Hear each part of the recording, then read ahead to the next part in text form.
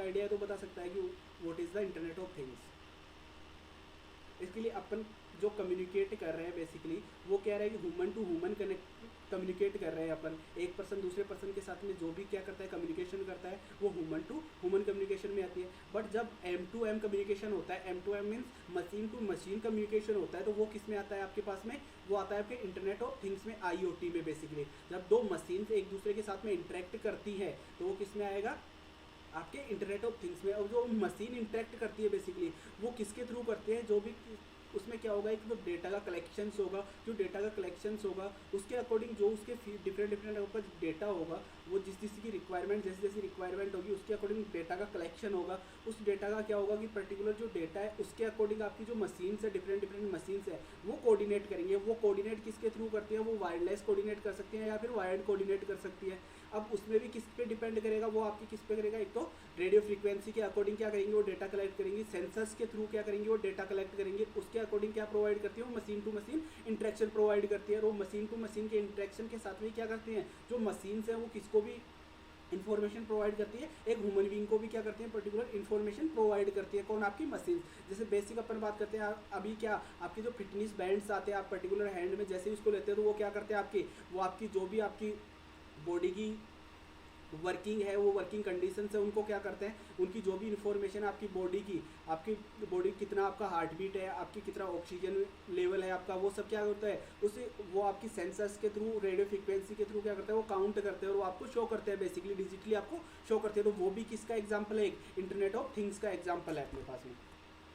तो अपने जो इसमें स्टडी करेंगे वो क्या करेंगे, basically what is the internet of things. Basically internet of thing क्या है, जो मशीन टू मशीन आपका इंटरेक्शन है वो इंटरनेट ऑफ थिंग्स है। हिस्ट्री में बात करेंगे तो इसका केविन हेस्टन ने इसका क्या किया था, बेसिकली डेवलपमेंट किया था, कैसे वर्क करती है, इसकी एप्लीकेशंस क्या क्या है बेसिकली।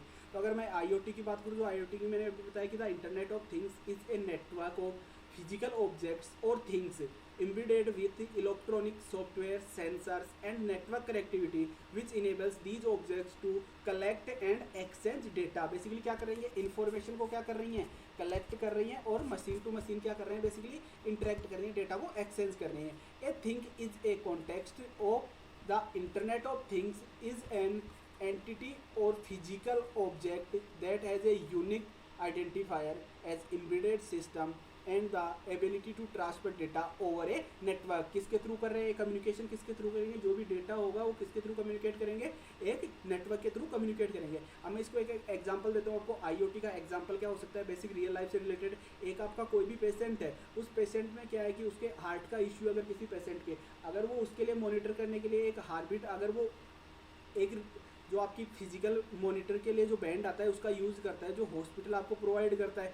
अब उसकी जो भी हार्ट बीट के जो भी इश्यूज होंगे वो किस में आपके काउंट होंगे, कलेक्ट होंगे। आपका जो भी आपने उसमें बैंड यूज़ किया है, इनकेस अगर मिड ऑफ नाइट अगर उसको क्या होता है, जिसने IoT यूज़ की है पर्टिकुलरली, अगर उस पर्टिकुलर पर्सन को अगर कोई इश्यू होता है हार्ट का, तो उस कंडीशन में क्या होगा कि ऑटोमेटिकली क्या हो जाएगा कि उससे जो भी हॉस्पिटल उसका नियर बाई हॉस्पिटल है या फिर जिस हॉस्पिटल के थ्रू उसका क्या है वो पर्टिकुलर बैंड वर्क कर रहा है बेसिकली, जिससे वो लिंक है, उसको क्या करेगा वो एक टेक्स्ट मैसेज या मेल या फिर उसको नोटिफिकेशन प्रोवाइड करवाएगा। उसके अकॉर्डिंग क्या होगा कि उसको जो पर्टिकुलर सर्विसेज होंगी वो प्रोवाइड कर दी जाएंगी। लेकिन इनकेस अगर कुछ उसमें 1 मिनट का टाइम देना,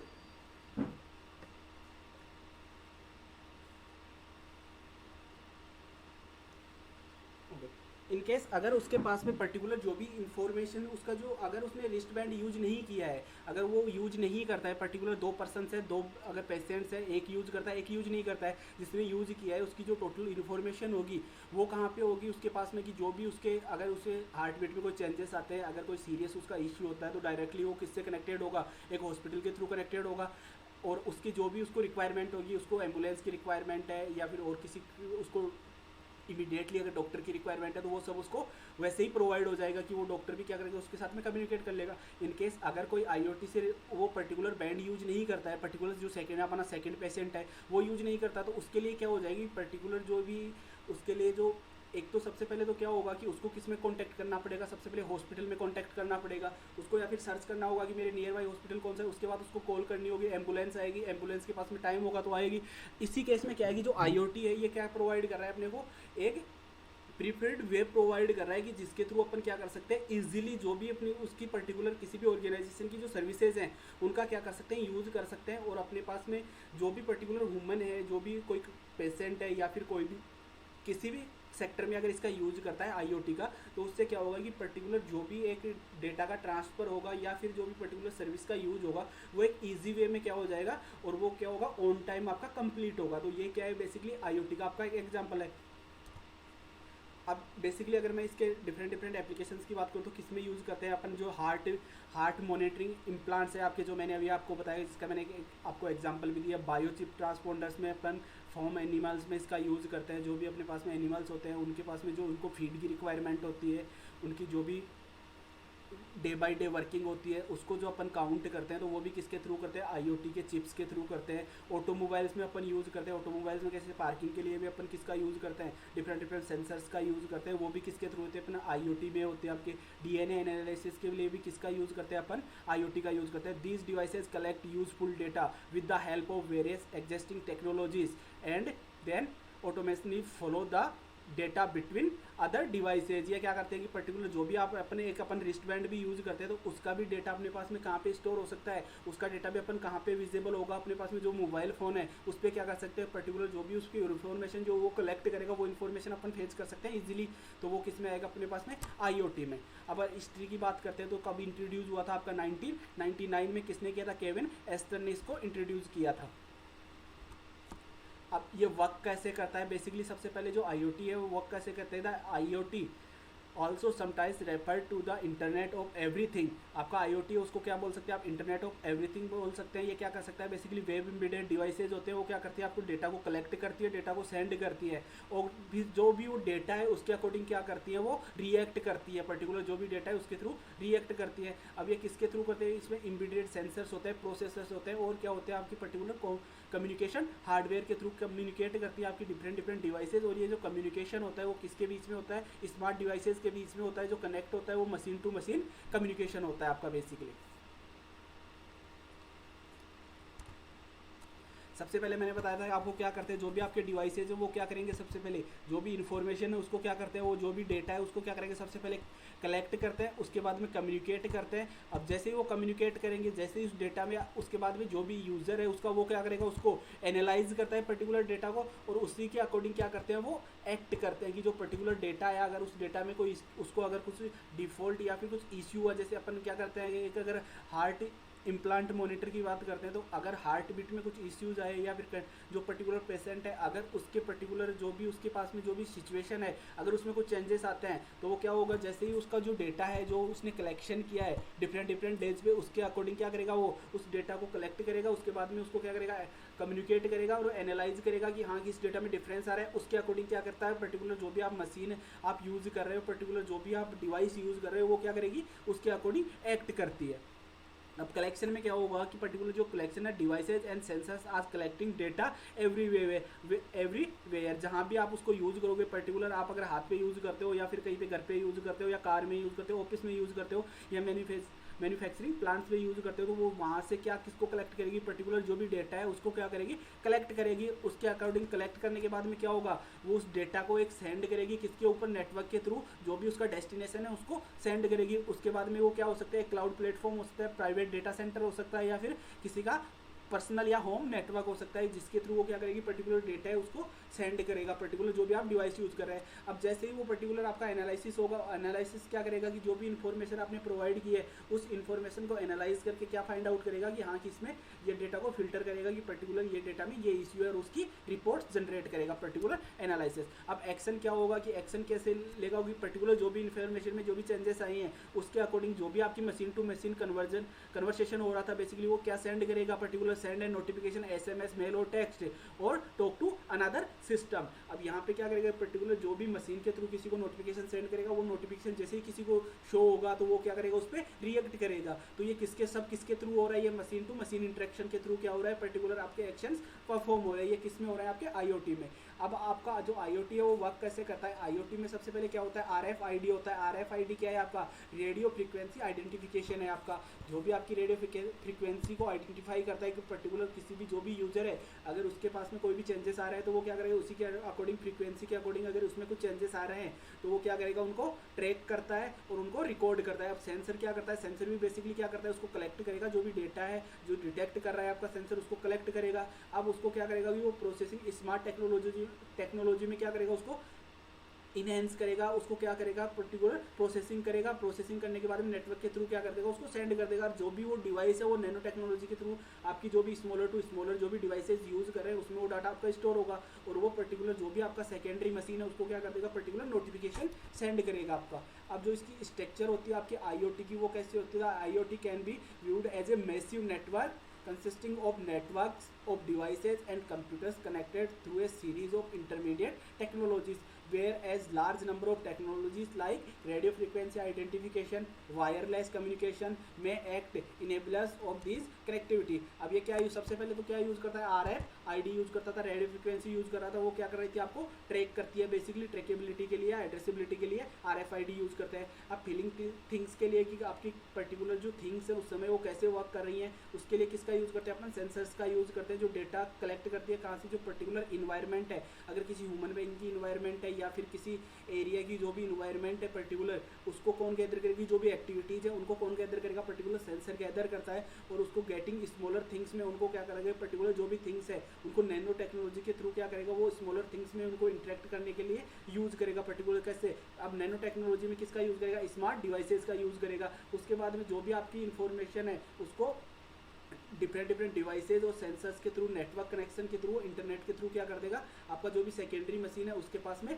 सेंड कर देगा आपकी पर्टिकुलर इन्फॉर्मेशन को, और उसके थ्रू वो रिएक्ट करेगी आपकी जो भी सेकेंडरी मशीन है। अब एप्लीकेशंस की बात करते हैं तो ऑटोमेट ह्यूमन लाइफ पे भी किसका यूज़ करते हैं अपन, जैसे पर्टिकुलर अपन कोई टिकट बुक करते हैं या फिर कोई भी स्मार्ट वॉच यूज़ करते हैं या फिर अपन मोबाइल फ़ोन भी चार्ज करते हैं, तो मोबाइल फ़ोन भी जैसे फुल चार्ज होता है उसके बाद भी क्या होता है, ऑटोमेटिकली डिस्कनेक्ट होता है उसकी चार्जिंग, तो वो भी किस पे डिपेंडेंट है, वो IoT पे डिपेंडेंट है आपकी।